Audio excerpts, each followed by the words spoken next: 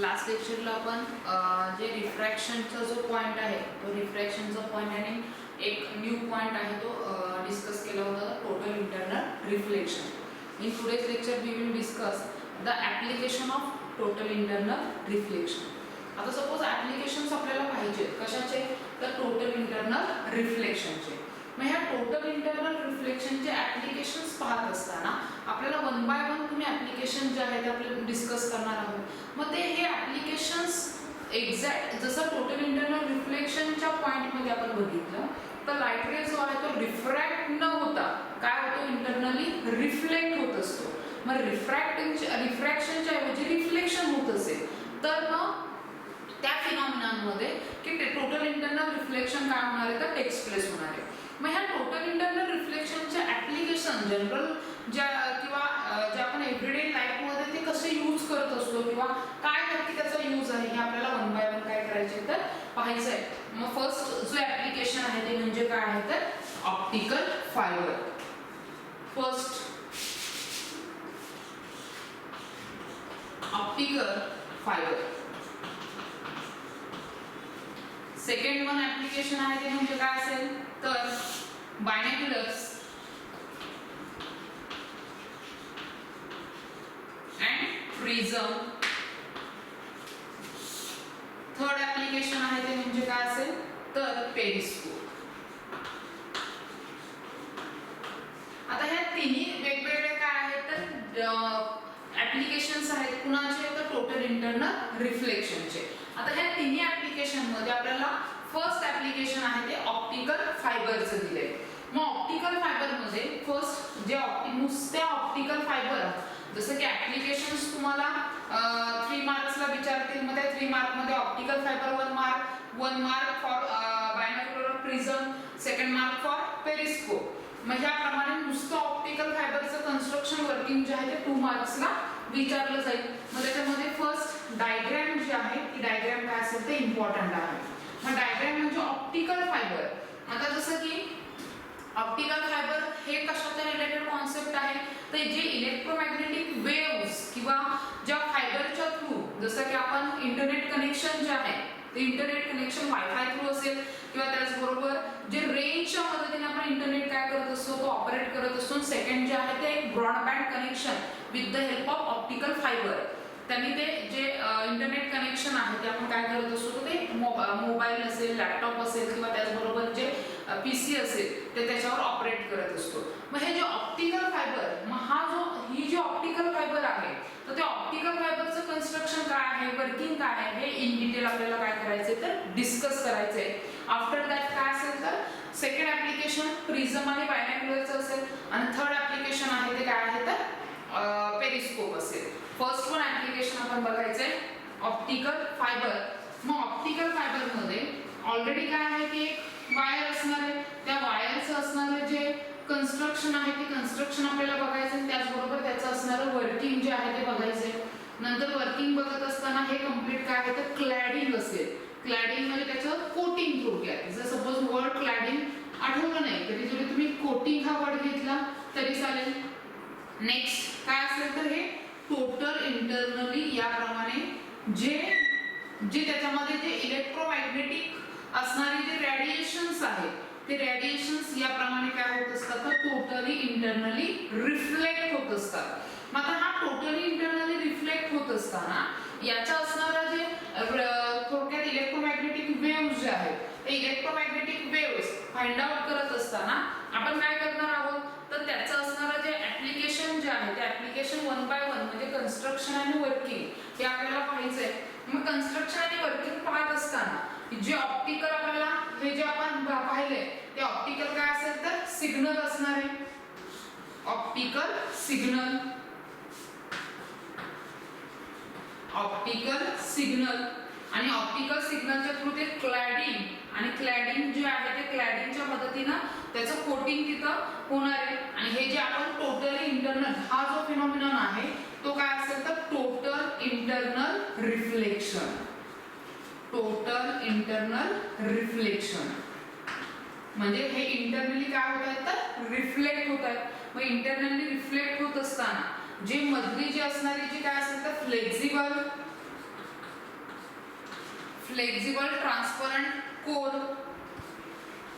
Flexible transparent core म्हणजे काय असेल तर, कारण बायनॅक्युलर आणि पेरिस्कोपचं एवढं तुम्हाला वर्किंग कन्स्ट्रक्शन नाहीये, पण हा जो ऑप्टिकल फायबर आहे त्या ऑप्टिकल फायबरचे असणारे पॉइंट्स काय असतील तर डायग्राम कन्स्ट्रक्शन आणि वर्किंग याप्रमाणे काय आहे तर त्याचे असणारे एक्सप्लेनेशन असेल की जसं डायग्राम मध्ये क्लॅडिंग असेल, इंटरनली रिफ्लेक्शन होते, ऑप्टिकल सिग्नल आहे, त्याच्याबरोबर ते फ्लेक्झिबल ट्रान्सपरंट काय आहे तर कोर आहे. आता ह्या डायग्रामच्याच मदतीने आपल्याला त्याचं कन्स्ट्रक्शन जे आहे ते पाहायचंय आणि त्याच्याच बरोबर हे बायनॅक्युलर जे आहे ते आपण ऑप्टिकल फायबर कंप्लीट झाल्यानंतर बघूया. तर त्याच्या आधी असणार याचं कन्स्ट्रक्शन जे आहे ते construction. First point construction.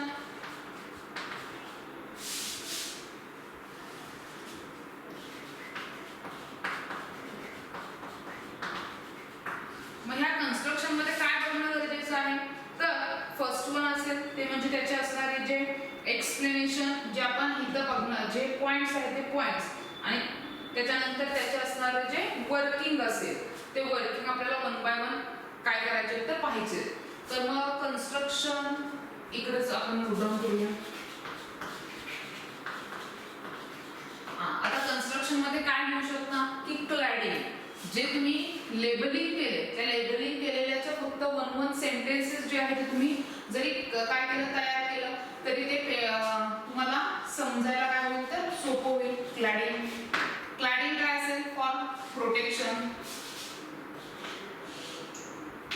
For protection or covering. Protection आणि काय असेल तर कवरिंग असेल क्लॅडिंगचा यूज. त्याच्यानंतर फ्लेक्झिबल ट्रान्सपरंट कोर जसं मी सांगते त्याप्रमाणे फक्त त्याचे काय करायचे तर सेंटेन्सेस तयार करायचे. Flexible transparent core, flexible transparent core. मग ह्या फ्लेक्झिबल ट्रान्सपरंट कोरच्या मदतीने जी ऑप्टिकल असणारी जी सिग्नल आहे which passes the optical signal, which passes the optical signal. नंतर flexible transparent core. Number third one जो पॉइंट आहे तो म्हणजे काय असेल की क्लॅडिंग आहे, फ्लेक्झिबल ट्रान्सपरंट कोर आहे, नंतर optical signal,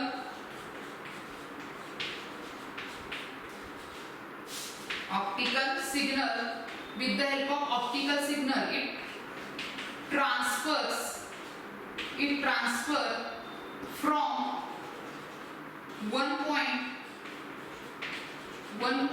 to another with the help of total internal reflection. म्हणजे जे आपण पॉइंट्स त्या डायग्राम मध्ये लिहिले, कारण 3 मार्क्सला किंवा 2 मार्क्सला जर टोटल ऑप्टिकल फायबरचा क्वेश्चन जर विचारला तर डायग्राम असेल कन्स्ट्रक्शन मध्ये ज्या कन्स्ट्रक्शन म्हणजे काय की कसं कन्स्ट्रक्ट झालं. मग कन्स्ट्रक्शन लिहित असताना इथून पुढे कुठल्याही वर्किंग कन्स्ट्रक्शन लिहिताना जे डायग्रामचे असणारे जे नेम्स असतील त्या नेम्स वरूनच काय करायचं तर कन्स्ट्रक्शनचे सेंटेन्सेस जे आहेत ते तयार करायचे. मग कन्स्ट्रक्शनचे सेंटेन्स तयार करताना क्लॅडिंग आहे, ऑप्टिकल सिग्नल आहे, फ्लेक्झिबल ट्रान्सपरंट कोर आहे किंवा टोटल इंटरनल रिफ्लेक्शन आहे. मग याच्यात असणारे प्रत्येकाचं काय आहे तर एक समअप मध्ये मी शॉर्ट पॉइंट जे आहेत तिथं तयार केलेत. मग ह्या शॉर्ट पॉइंट्स मध्ये कन्स्ट्रक्शन जे आहे ते कन्स्ट्रक्शन, नंतर वर्किंग काय असणार आहे या वर्किंग मध्येच आपल्याला जो पॉइंट आहे तो लिहायचा आहे. मग त्या वर्किंग मध्ये कशा पद्धतीने आपण ही इलेक्ट्रोमॅग्नेटिक वेव्ह जे आहे ते आपण यूज करू शकतो working. Next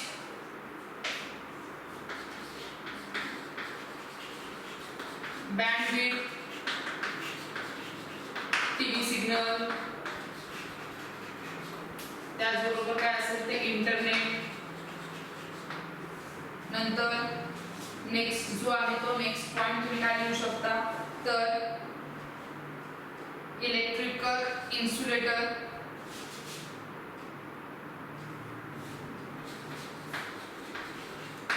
electrical insulator. Number third point security information. Security information. त्याच्यानंतर prevention of devices. Next number 5 loss minimum of loss. म्हणजे हे काय आहे तर त्याचे थोडक्यात वर्किंगचे असणारे पॉइंट्स आहेत. त्या वर्किंगच्या पॉइंट्स मध्ये जे आपण टोटल इंटरनल रिफ्लेक्शन जे आहे ते टोटल इंटरनल रिफ्लेक्शन मध्ये ऍप्लिकेशन्स मध्ये आपण डिस्कस करतोय. त्या टोटल इंटरनल रिफ्लेक्शनच्या ऍप्लिकेशन मध्ये फर्स्ट पॉइंट होता ऑप्टिकल फायबर. मग त्या ऑप्टिकल फायबर मध्ये आपण डायग्राम जी आहे ती ड्रॉ केली. त्या डायग्राम ड्रॉ करत असताना फर्स्ट वन हे जे कंप्लीट जशी आपण कुठली ऑप्टिकल फायबर डोळ्यासमोर आणा त्या ऑप्टिकल फायबर मध्ये असणारे जे एकदम थिन वायर जी आहे ती थिन वायर म्हणजे हेअर आपला असेल त्या हेअर एवढीच असणारी जी थिन वायर जे आहे ते ऑप्टिकल फायबर म्हणजे जेवढं तुमचं काय असेल तर मॅक्झिमम जे इलेक्ट्रोमॅग्नेटिक असणारे सिग्नल्स त्या इलेक्ट्रॉनिक डिव्हाइस पर्यंत ट्रान्सफर करण्याचं काम ते काय करणार तर थिन वायर करणार म्हणजेच ऑप्टिकल फायबर जे आहे ते.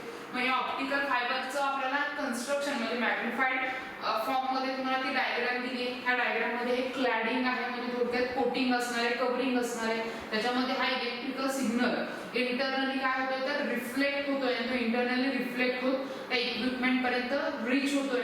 नंतर फ्लेक्झिबल ट्रान्सपरंट कोर म्हणजे त्या जी केबल आहे त्या केबलला काय असतं की वरून क्लॅडिंग असतं आणि ते क्लॅडिंग काय असतं की फ्लेक्झिबल असतं. तुम्हाला माहिती आहे की जे वायर आहे तुम्ही कशी काय करू शकता की गुंडाळू शकता आणि त्याप्रमाणे ती वायर तुम्ही लांबपर्यंत नेऊ शकता. त्या अशी असणारी जी डायग्राम त्या डायग्राम मध्ये जे आपण पॉइंट्स किंवा जे लेबलिंग केले त्या लेबलिंग वरूनच आपल्याला कन्स्ट्रक्शनचे पॉइंट्स काय करायचे तर तयार करायचे. फर्स्ट पॉइंट आहे तो म्हणजे क्लॅडिंगचा असेल. सेकंड पॉइंट आहे तो flexible transparent core. Third point आहे तो ऑप्टिकल सिग्नल असेल. मग क्लॅडिंगचा जो पॉइंट आहे तो क्लॅडिंगचा पॉइंट म्हणजे काय असेल तर ऑलवेज काय असणार आहे तर प्रोटेक्शन आणि कव्हरिंग साठी असेल तो.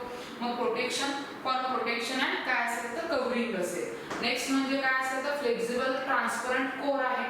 तर फ्लेक्झिबल ट्रान्सपरंट कोर हे कशासाठी असणार आहे तर ऑफकोर्स जो ऑप्टिकल सिग्नल आहे तो optical signal process from one point two another point याप्रमाणे काय होईल तर तो ऑप्टिकल सिग्नल ट्रान्सफर होण्यासाठी किंवा पास होण्यासाठी हे फ्लेक्झिबल ट्रान्सपरंट काय असेल तर कोर असेल. नेक्स्ट वन म्हणजे काय की optical signal. Optical signal with the help of total internal reflection तो काय होणार आहे one point two another point transfer होणार आहे. हे झालं तुमचं कन्स्ट्रक्शन. वर्किंग मध्ये काय असेल तर जे इलेक्ट्रिकल सिग्नल आहे थोडक्यात हे आपल्याला in the form of applications किंवा वर्किंग जे आपण इकडं कन्स्ट्रक्शन मध्ये बघितले त्याच्या बेसिसवर आपण हे वर्किंग जे आहे लिहिलंय. मग बँडविड्थ जे आहे ते बँडविड्थ म्हणजे काय की तो इलेक्ट्रिकल सिग्नल जो आहे तो ऑप्टिकल सिग्नल्स हॅविंग काय की स्पेसिफिक बँडविड्थ की जसं सपोज एखादे इंटरनेटचं कनेक्शन काय असेल तर कमी असेल तर तिथं वरती तुम्हाला सिग्नल येतो की लो बँडविड्थ. मग लो बँडविड्थ म्हणजे काय तर ते इलेक्ट्रोमॅग्नेटिक जो असणारा जो ऑप्टिकल सिग्नल आहे तो सिग्नलची असणारी विड्थ बँडविड्थ जी आहे ती काय असते तर मिनिमम असते. तो वन फॉर्म काय आहे तर वर्किंगच आहे. मग वर्किंग म्हणजे याप्रमाणे इलेक्ट्रिकल सिग्नल पास होत असताना त्या बँडविड्थचं मेजर काय असणार आहे तर वर्किंग असणार आहे. मग ते टीव्ही सिग्नल्स असतील इंटरनेटचे पीसीज लॅपटॉप्स असतील तर त्याला तुम्ही ते ऑप्टिकल फायबर जे आहे ते यूज करत असतात किंवा त्याप्रमाणे त्याचे वर्किंग सुरू असतं. नंतर इलेक्ट्रिकल इन्सुलेटर्स. इलेक्ट्रिकल इन्सुलेटर्स जे आहेत की फक्त इंटरनेटची सुविधाच नाही तर असे काही इलेक्ट्रिक इक्विपमेंट्स आहेत ते इक्विपमेंट्स रन आउट होण्यासाठी त्या इलेक्ट्रोमॅग्नेटिक वेव्हचा काय असतो तर खूप इम्पॉर्टन्स असतात. मग अशा असणारे इलेक्ट्रिकल इन्सुलेटर्स असतील किंवा सिक्युरिटी ऑप्शन म्हणजे ह्या with the help of electromagnetic जे असणारे वेव्हज आहेत किंवा सिग्नल्स आहेत ते सिग्नल्स काय होत नाही ते हॅकिंग किंवा त्याप्रमाणे त्या सिग्नल्सचं असणारे जे कनेक्शन जे आहे ते काय होत नाही ते ड्रॉप आउट होत नाही. नंतर त्या डिव्हाइस जे आहे डिव्हाइसेस बर्नआउट करण्यापासून किंवा ते नंबर ऑफ जर प्रॉपर काय असेल तर बँडविड्थ असेल तर ते डिव्हाइसेसचं प्रिव्हेन्शन होणार आहे. लास्ट म्हणजे मिनिमम लॉस, आणि त्याचा असणारा जो लॉस आहे तो लॉस पण काय होणार आहे तर मिनिमम होणार आहे. म्हणजे जर आपण बघितलं तर आपल्याला ऑप्टिकल फायबर जो आहे तो ऑप्टिकल फायबर पॉइंट्स मध्ये जसं फर्स्ट कन्स्ट्रक्शन आणि वर्किंग एका खाली एक दिले, पण त्याच्या खाली आपल्याला एक some advantage of optical fibre communication are listed below. म्हणजे त्या कन्स्ट्रक्शनच्या खाली स्मॉल अबाउट जे वर्किंग आहे ते वर्किंग तुम्ही ह्या 4 पॉईंटच्या मदतीने जरी लिहिलं किंवा हे जे आपण इथं कन्स्ट्रक्शन लिहित असतानाच तुम्हाला त्या 2 सेंटेन्समध्ये जरी तुम्ही वर्किंग लिहिलं तरी चालेल. आणि हे तुम्ही ॲडव्हान्टेजमध्ये सेपरेट एक ॲडव्हान्टेजेस हा पॉईंट लिहून सेपरेट ॲडव्हान्टेजेस हा पॉईंट लिहून जरी हे 4-5 ॲडव्हान्टेजेस लिहिले आणि ह्या कन्स्ट्रक्शनच्या बेसिसवरच काय केलं वर्किंग.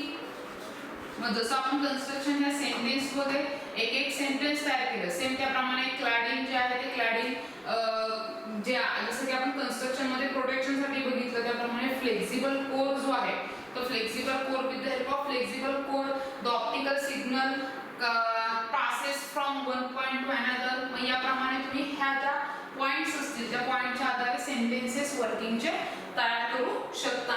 म्हणजे जसं आपण ऑप्टिकल फायबरचं या 3 पॉइंट्समध्ये सगळं डिस्कशन जे आहे ते पाहिलं. कन्स्ट्रक्शन असेल, डायग्राम असेल, कन्स्ट्रक्शन असेल, वर्किंग असेल किंवा ह्या ॲडव्हान्टेजेस असतील. मग ॲडव्हान्टेजेस जे आहे ते त्याचं सेपरेट तुम्ही लिहिले किंवा सेपरेट पॉइंट्स जरी तयार केला तरी चालू शकेल. नेक्स्ट जो आहे तो म्हणजे काय असेल तर प्रिझम बायनॅक्युलर्स. हा 3 हे जे पॉइंट्स आहेत ते नोट डाऊन करून घ्या पटपट.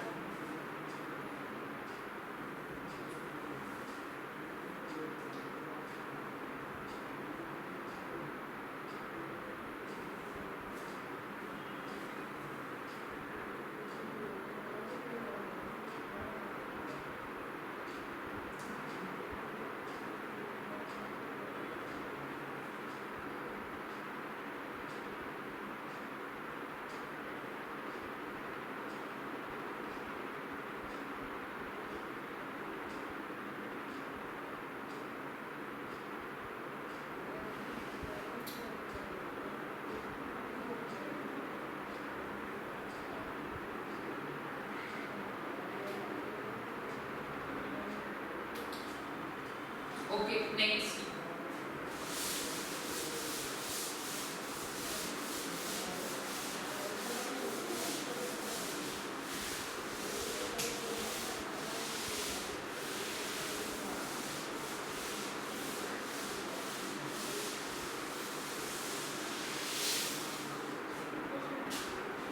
नेक्स्ट पॉइंट असेल prism binocular. Second application prism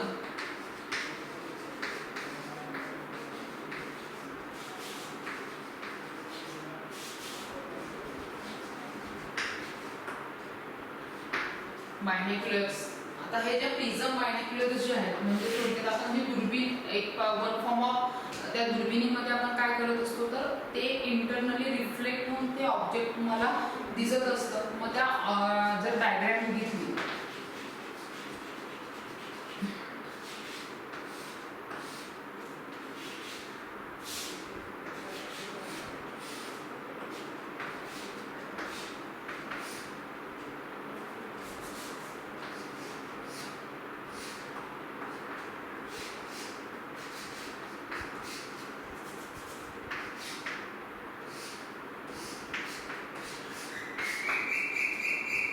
म्हणजे काय होईल की इथं सपोज काय असेल वन फॉर्म ऑफ ऑब्जेक्ट आहेत आणि त्या ऑब्जेक्ट तुम्ही ह्या बायनॅक्युलरच्या मदतीने काय केले तर पाहताय.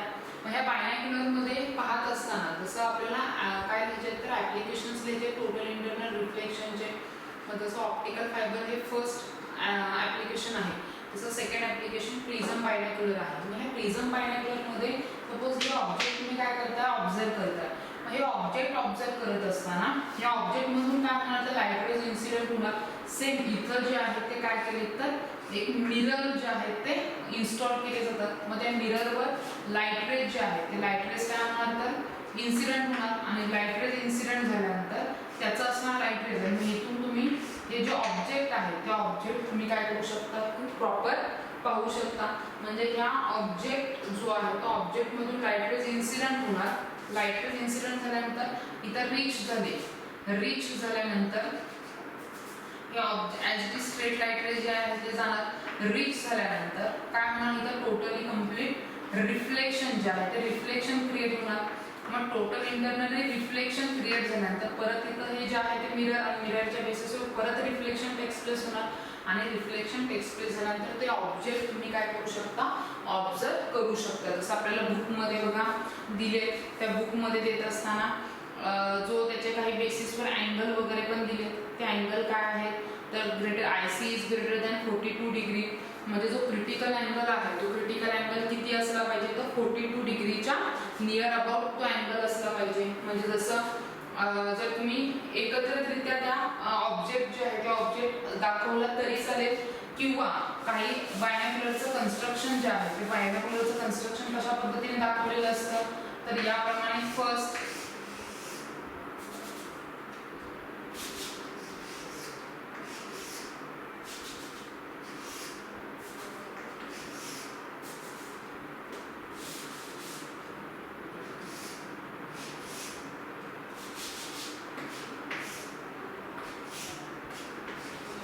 याप्रमाणे काय आहे की त्या बायनॉक्युलरचं कन्स्ट्रक्शन व लाईट रेज जे आहे ते फर्स्ट काय होणार इथे इन्सिडेंट होणार.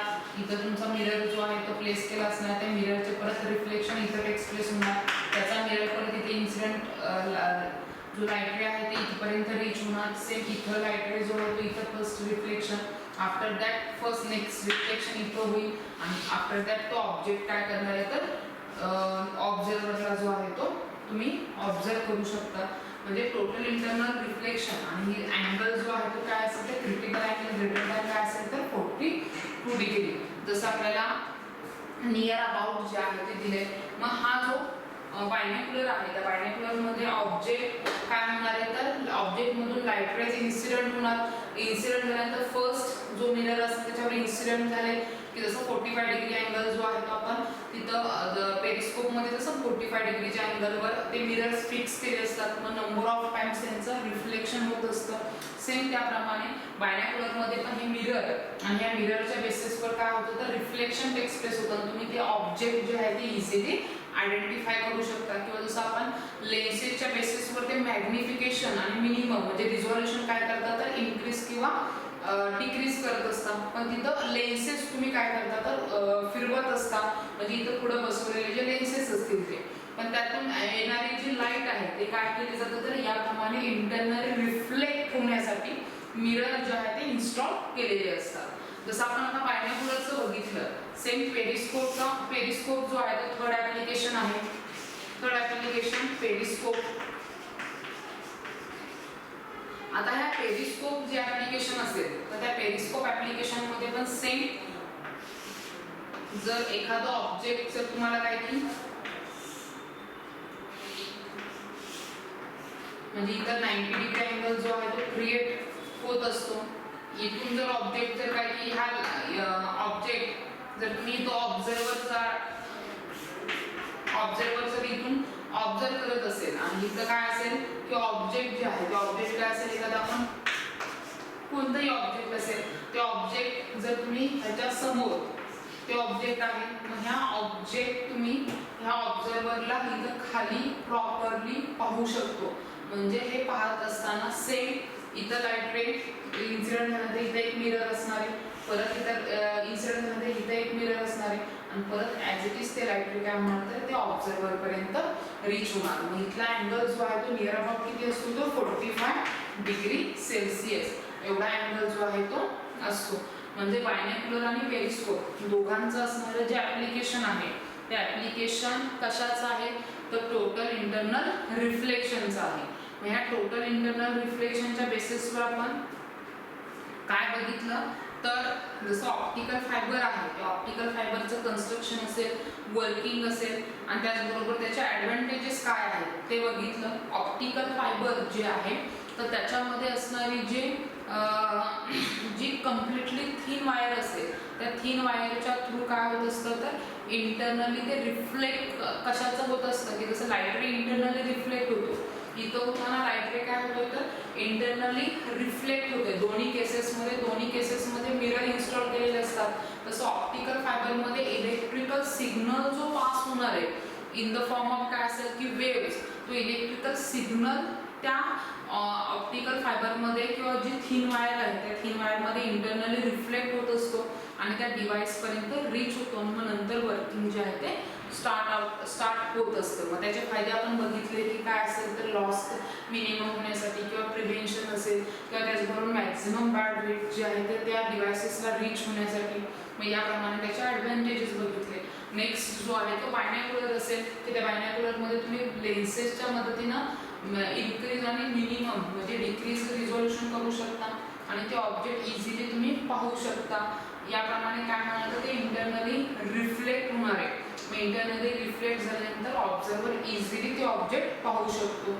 सेम इथं पेरिस्कोपमध्ये एका हाईटवर जर ते ऑब्जेक्ट असेल आणि ते ऑब्जेक्ट जर तुम्ही बिलो हाईट असणारा जो बिलो हाईटवर जर तो पर्सन किंवा ऑब्झर्वर जर काय झालं असेल की सेटल डाऊन असेल तर त्या वरच्या हाईटचा असणारा ऑब्जेक्ट पण तो इझिली काय करू शकतो ऑब्झर्व करू शकतो किंवा पाहू शकतो.